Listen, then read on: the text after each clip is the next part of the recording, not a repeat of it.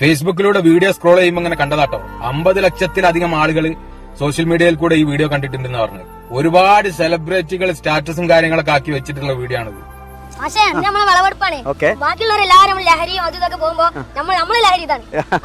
മറ്റവരൊക്കെ ലഹരി അടിച്ചാണ്ടാ ഉമ്മാനി പാപ്പാനി കൊല്ല. നമ്മളെ ലഹരി ഇതാണ് നമ്മളെ ലഹരി. പച്ചക്കറി കൃഷി, ഫുട്ബോൾ അങ്ങനെയുള്ളതാണ് നമ്മളെ ലഹരി.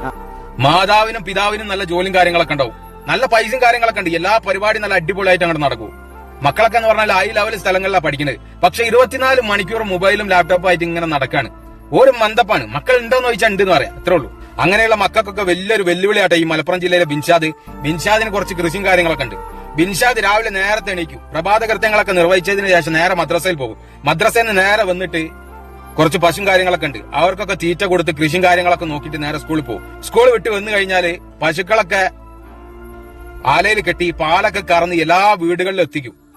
ചെറുപ്പം മുതൽ കൂടെ കൂട്ടിയതാണ് കേട്ടോ ബിൻഷാദിന്റെ പിതാവ് ബിൻഷാദിനെ. ഒരു 60 വയസ്സുള്ള കർഷകനെക്കാട്ടും വിവരം അറിവുണ്ട് കൃഷിയിൽ ബിൻഷാദിന്റെ പിതാവ് പറഞ്ഞത് ബിൻഷാദ് ഈ ഫീൽഡിലേക്ക് ഇറങ്ങിയതിനു ശേഷം ഒരുപാട് ലാഭങ്ങൾ ഉണ്ടാക്കാൻ സാധിച്ചിട്ടുണ്ട് എന്ന് പറഞ്ഞത്.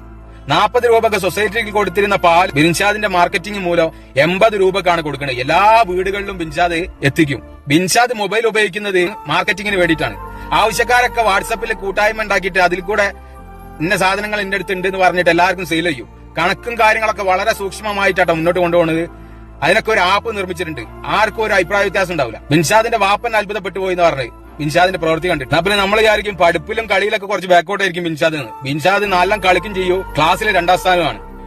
ബിൻഷാദിന്റെ സംസാരം കേട്ടിട്ട് ഫൈസൽ ബ്ലോഗർ ചോദിച്ചു എങ്ങനെയാണ് ഇങ്ങനെയൊക്കെ സംസാരിക്കുന്നത് ചോദിച്ചപ്പോ ബിൻഷാദ് പറഞ്ഞു അതൊക്കെ എങ്ങനെയായിട്ട് വരുന്നതാണ്. കൃഷിയും കാര്യങ്ങളൊക്കെ ആയിട്ട് നടക്കുന്നവന് മണ്ണിൽ ചവിട്ടിട്ട് മണ്ണിന്റെ മണം അറിഞ്ഞു കഴിഞ്ഞാൽ എല്ലാം ജീവിതത്തിൽ അതിലൂടെ പഠിക്കാൻ സാധിക്കും. നഷ്ടവും ലാഭവും സുഖവും ദുഃഖവും ഒക്കെ അതിലൂടെ മനസ്സിലാക്കാൻ കഴിയും. മക്കളുള്ള മാതാപിതാക്കളെ ബിൻഷാദിനെ മാതൃകയാക്കിക്കോളി, മക്കളെ മണ്ണിലേക്ക് ഇറക്കിക്കോളി.